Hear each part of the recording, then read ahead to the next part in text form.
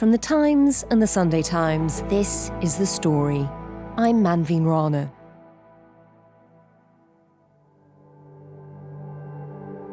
It's been a remarkable week in the history of the world. By Monday, geopolitics had become a tale of two cities, two emergency summits, and the world of difference between them.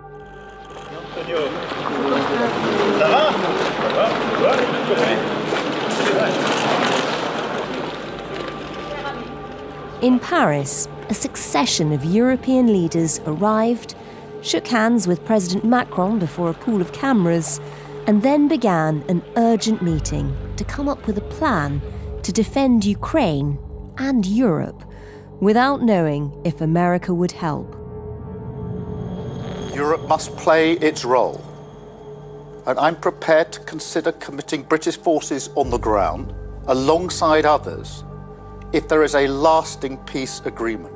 But there must be a US backstop, because a US security guarantee is the only way to effectively deter Russia from attacking Ukraine again.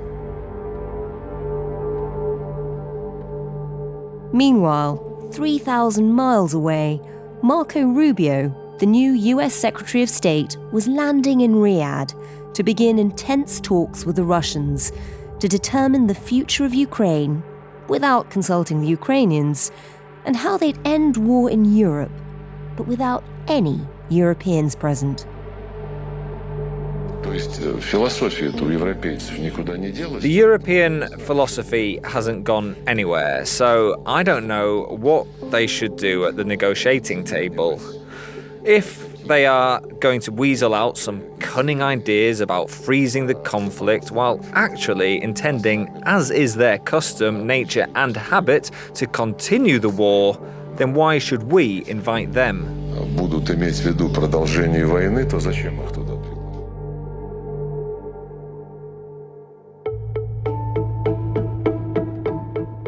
Is this the moment that the US turns its back on its allies and Europe? Is the idea of the democratic West over? And what does it mean for Ukraine?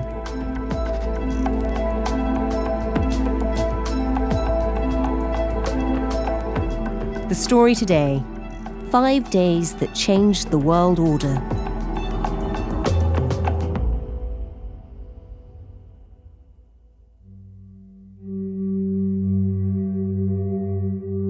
I'm Catherine Philp. I am the World Affairs Editor of The Times, and I am currently in Kyiv, where I've been coming regularly since before the Russian invasion in 2022.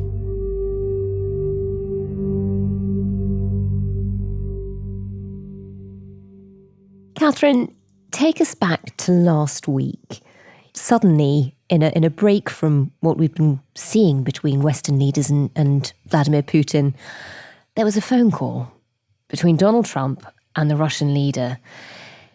What did they talk about? Vladimir Putin and Donald Trump, we believe, in Trump's estimation, have been chatting for quite some time, including before Trump returned to the White House, before he even won the election, and then several times during the transition. Donald Trump never released any details of what he said and what was discussed with Putin. But when he had this very long phone call with him last week, he then posted on his own social media website, Truth Social, with an account of what was discussed. And I think some of the language was significant as well as the content. So he spoke very warmly of his relationship with Vladimir Putin and of the relationship between Russia and the United States, speaking of them sort of in equally glowing terms as great nations, recalling the sacrifices each nation had made during the Second World War, which is the last time that those armies fought alongside each other, and saying that they had both agreed it was time to stop the killing in Ukraine. Now, of course, from the perspective of Ukraine, there is one way that the killing could very easily stop, which is that if Vladimir Putin recalled his troops from Ukrainian soil and went back to the position they were in before 2014. Rather hyperbolically, Donald Trump talked about wanting to stop the millions being killed in Ukraine. Well, obviously, there has been a high death toll of soldiers from both sides over the last 3 years. It is not in the millions, but this is the kind of hyperbolic speech we associate with Donald Trump. Anyway, he really more or less concluded by saying that it was time that he and Vladimir Putin got together and negotiated a swift end to the war. No mention at all of Ukraine's position in that, and no mention at all of European involvement. It was to be, as is Trump's preference, a bilateral meeting between two world leaders, himself and Vladimir Putin. And Catherine, you're in Ukraine at the moment. How did that call go down? What was the response? I think that the sequence of events was that Ukrainians heard what Pete Hegseth, the new defense secretary, said in Brussels first. So around the same time as this phone call was happening, Pete Hegseth, the new defense secretary, was arriving in Brussels. What did he have to say? Well, Hegseth got up and gave a speech which was very clearly drafted with the administration's input. We want, like you, a sovereign and prosperous Ukraine. But we must start by recognizing that returning to Ukraine's pre-2014 borders is an unrealistic objective. Chasing this illusionary goal will only prolong the war and cause more suffering. He also said it was unrealistic that Ukraine would join NATO as part of a negotiated settlement to the war. The United States does not believe that NATO membership for Ukraine is a realistic outcome of a negotiated settlement. Instead, any security guarantee must be backed by capable European and non-European troops. If these troops are deployed as peacekeepers to Ukraine at any point, they should be deployed as part of a non-NATO mission, and they should not be covered under Article 5. Crucially, Hegseth said that any European troops from NATO member countries that were operating to police a ceasefire line in Ukraine would not come under a NATO banner and would not be subject to NATO's Article 5, which is the article of the NATO Charter under which an attack on one NATO member is an attack on all and requires the response of all. The other things that Hegseth said were that the US forces would play no role in any security guarantees and that there would not be any US troops on the ground to police any kind of settlement that came out of it. To be clear, as part of any security guarantee, there will not be US troops deployed to Ukraine. He said that that would be a job for the Europeans. And despite the fact that we were to learn from Trump that they would not have any formal role in the negotiations, they would be expected to police what resulted from it. So essentially, we make the decision over your head, you have to police it, and you will have no cover from us.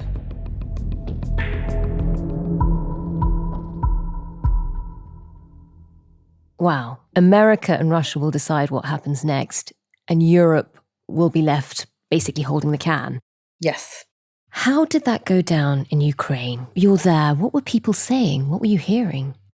I mean, it was a huge shock.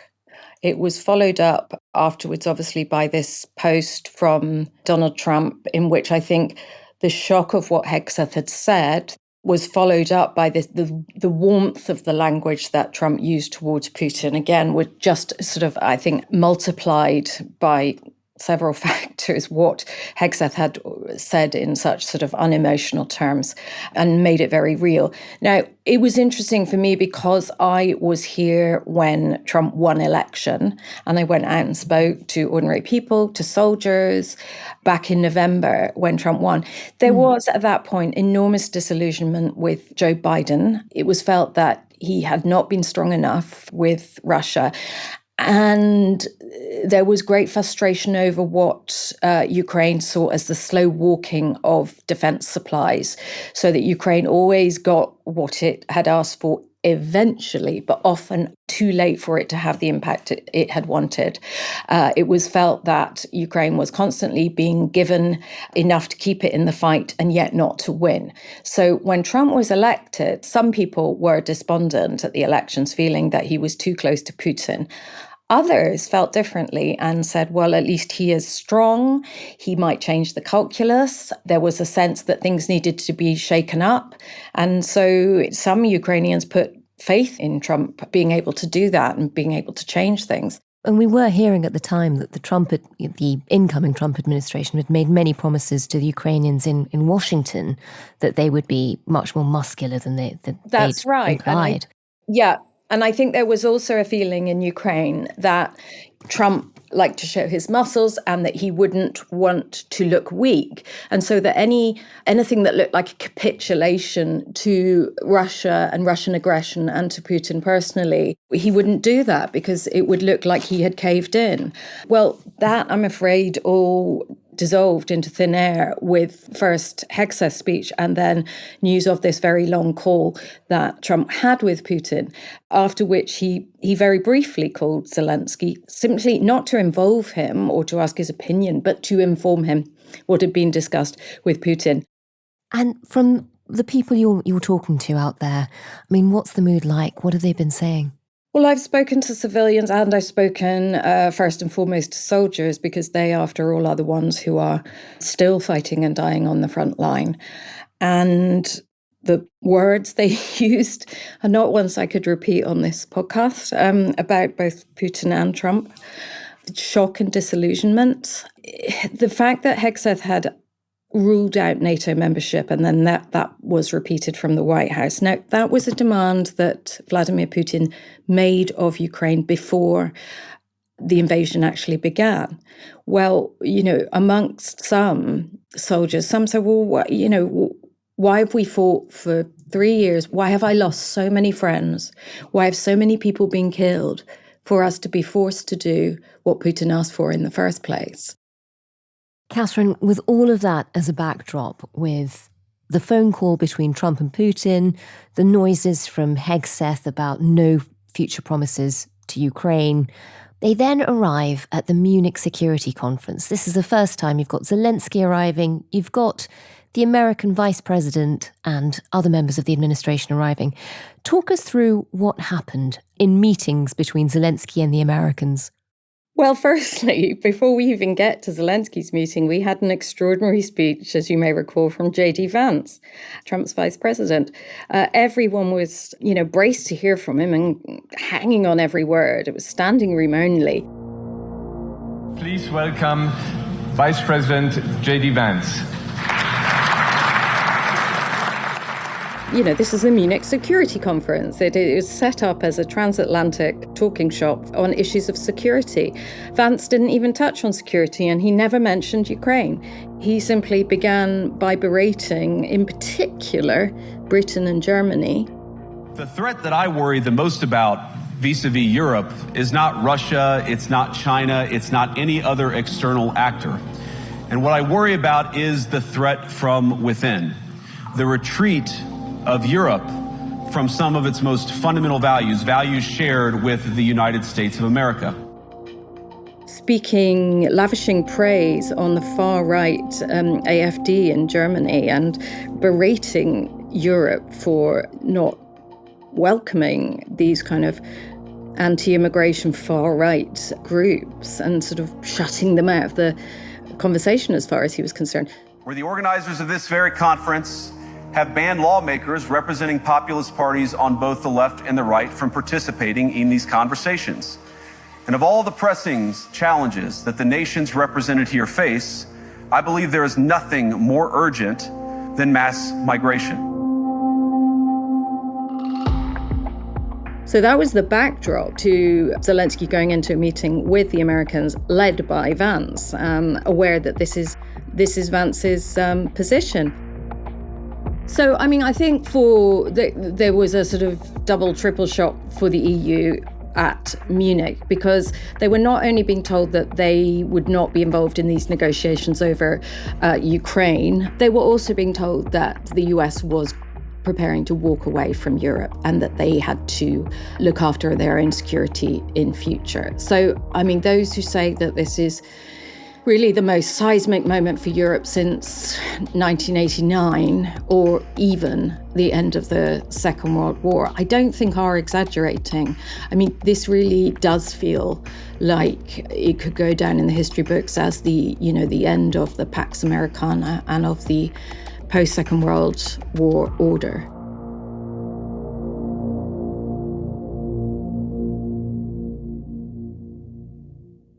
One of the lesser known speeches was the closing speech by the head of the Munich Security Conference, Christopher Hugson, who's a German diplomat.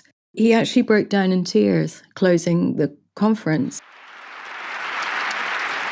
It is clear that our rules-based international order is under pressure. It is my strong belief that this more multipolar world needs to be based on a single set of norms and principles, on the UN Charter and the Universal Declaration of Human Rights. This order is easy to disrupt, it's easy to destroy, but it's much harder to rebuild. So let us stick to these values, let us not reinvent them, but focus on strengthening their consistent application. Let me conclude, and this becomes difficult.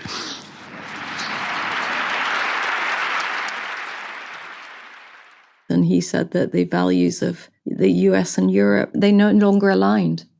And he actually could not finish his speech because he had broken down into tears. And instead, the audience, got up and stood and gave him an ovation as I think another European leader walked forward and literally enveloped him in a hug. And that was how that conference ended. Immediately, as soon as Munich is over, there's an emergency summit called in Paris. Tell us about that. Yeah, well, I mean, this is a reaction absolutely to everything that happened in Munich. I think for shock value, the speech of Munich was Vance's. I think the person who gave the speech of their life there was Volodymyr Zelensky, the Ukrainian president. And he turned and told the Europeans that, the America effectively no longer respected their partnership and did not reflect their values, and that it was time for an army of Europe. Many leaders have talked about Europe that needs its own military, an army of Europe. And I really believe that time has come. The armed forces of Europe must be created. Now, as we fight this war and lay the groundwork for peace and security, we must build the armed forces of Europe so that Europe's future depends only on Europeans. So, I mean, Zelensky got a standing ovation for that conversation. And the result has been this emergency meeting in Paris. Europe is going to have to get together and discuss how it maintains or, in fact, builds an entirely new security architecture for Europe that can stand on its own without American support.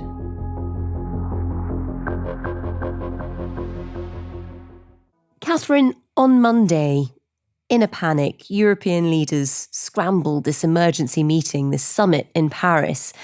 Tell us, what was the mood like there and what came of it? I think the mood in Paris was one of high anxiety and a sense of how quickly events are moving without Europe's input. So this was really an attempt for Europe to kind of get together on some kind of common action that they could take, and primarily also to discuss the issue of whether European states could contribute peacekeepers to police any future agreement that might be made in Ukraine. What was quite interesting, and it is partly, I think, because it was so hastily convened, was that not all of the European powers were there. It was a select group. And I'm not sure that's gone down particularly well with the people who weren't invited. Tell us about that. Well, we had the main European powers plus Britain were there, France, Germany, UK, Poland, Sweden.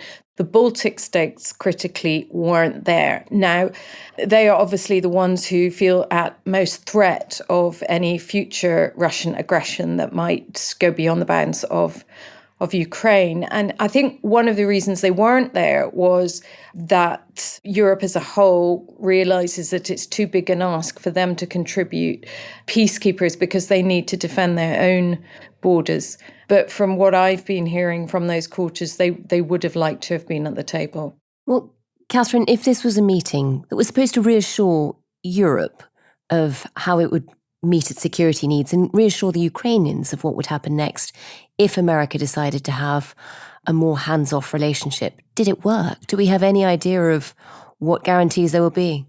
Not really in that sense. I mean, I think it was a kind of an opening bid as to what might happen. I think it was interesting that Germany pushed back so strongly against contributing troops. Now, obviously, Olaf Scholz, who represented Germany at that meeting, is probably not going to be in power in about a week's time, but his likely replacement seems no more inclined than he is to supply German troops for that. So that's a problem because Germany has got one of the largest troop contingents in Europe. So, I mean, I think the leading offer that Ukraine got in terms of troops came from Keir Starmer, who even before the meeting in Paris said that he was willing to send British troops. And France has also indicated its willingness, and President Macron is keen to play a leading role in this. And Spain, another country that is less keen. Sweden seems on the fence at the moment, one of the newest members of NATO, but of course this won't be a NATO mission in Ukraine. There's also the question mark of, Donald Trump, it's never clear whether he's just sort of making these things up as he goes along, but he did talk of European and non-European troops being part of this arrangement. So we've yet to learn who, if anyone outside Europe, would be willing to do so. And the key thing here is that as things stand, there are no American backups. There's no sense that if British troops were injured there would be American help coming. Yes. So, this was one of the things that was discussed at Paris, was that any troop contribution they made from Ukraine should do so with an American backstop. Again, there's no sign of that. So I think the Europeans have to go back to their capitals and think quite deeply about what they are able to contribute and whether they would be willing to in the absence of any of that American support. At the same time, lobbying America to actually make some promises on that. So Keir Starmer will be in Washington next week, and that will be a key issue for discussion. Catherine, as emergency summits seem to be happening all over the world, Riyadh between the Americans and the Russians, in Paris with European leaders, everyone seems to be hurtling towards a peace deal for Ukraine, which Ukraine hasn't been able to shape. What are the potential scenarios for how this all ends? Well, I think we see, drawing on what all the American parties have had to say about this, I think that we are probably looking at something like a freeze along the current front line, a ceasefire, effectively, a kind of armistice, and then some kind of peacekeeping force that could enforce that ceasefire, prevent any hostilities from breaking out. It's really not clear and is to be decided, who in Europe has the resources to do that and how it might function. We might, for example, see something where Ukrainian troops remain at the fore along a front line and that European troops are behind them. We know that were European troops, including British troops, attacked by Russia, there would be no response from NATO as a whole. So any British fantasies that the US would supply even air cover to police such a ceasefire, I think those have evaporated too. If we're following the pattern that Trump has talked about, he would then want there to be elections in Ukraine.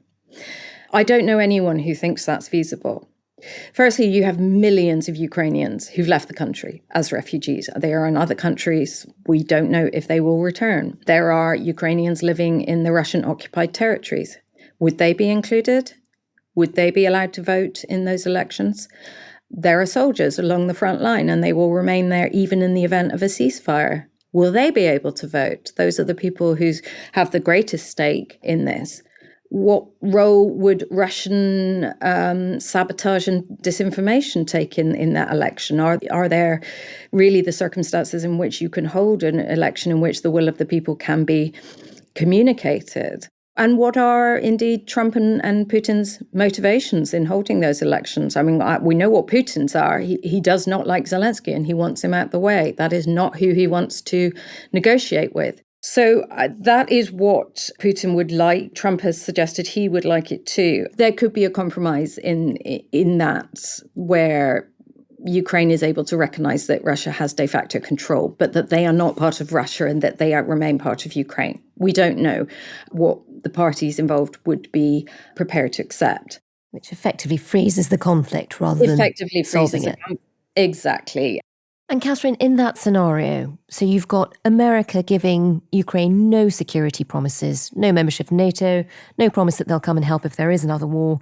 You've got troops on the ground trying to keep the peace, potentially British troops, we're hearing from Keir Starmer, who again would have no security guarantees from America if they were attacked by Russians, and the potential for Russia to come back having rested, re-equipped, strengthened their forces and invade all over again.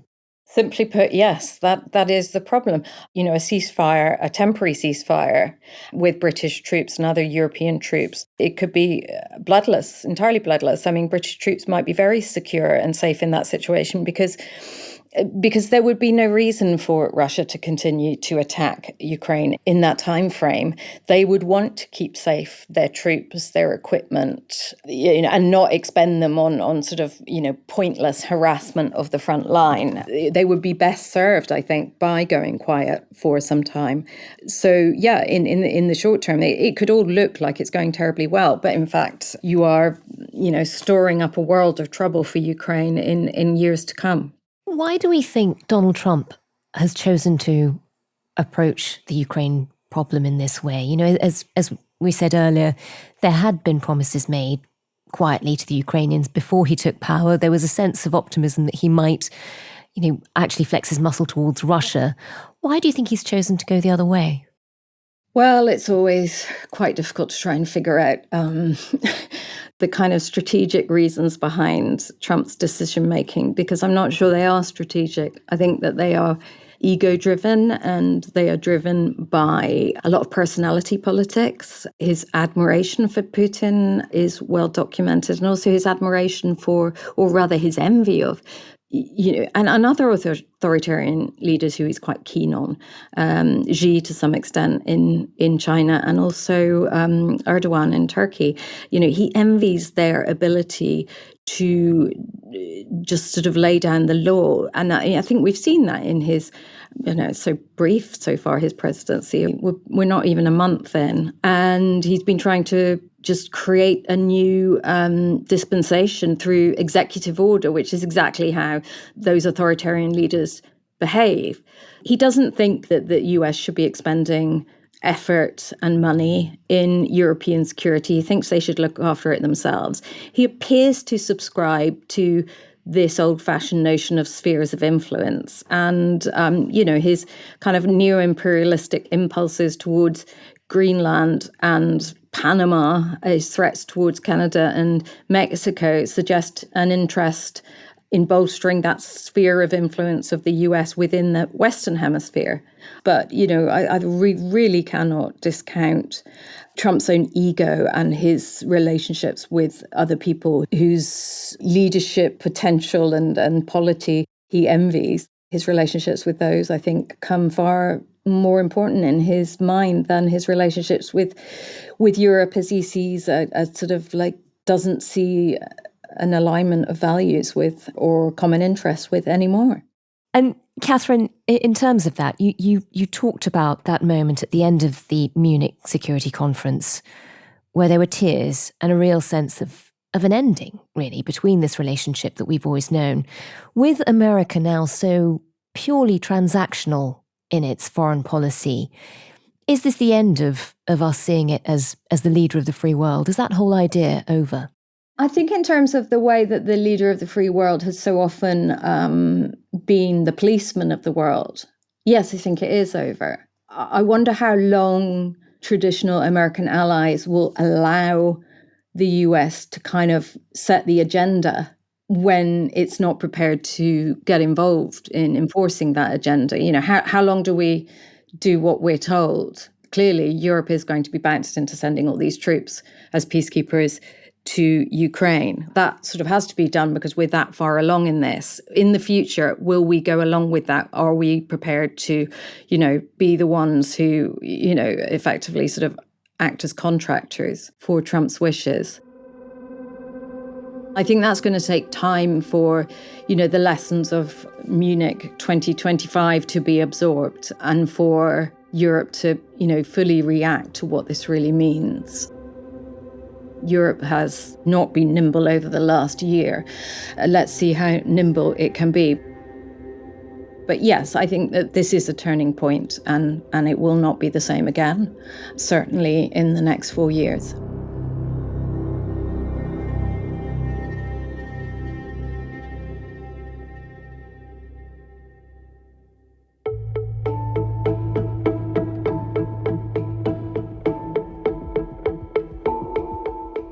The producer today was Edith Rousselot. The executive producers were Fiona Leach and Taryn Siegel. And sound design and theme composition were by Mal Lassetto. If you'd like to get in touch with us about this or any other subject, do drop us a line to thestory@thetimes.com. And if you can, please do leave us a review wherever you get your podcasts. Thanks for listening. See you tomorrow.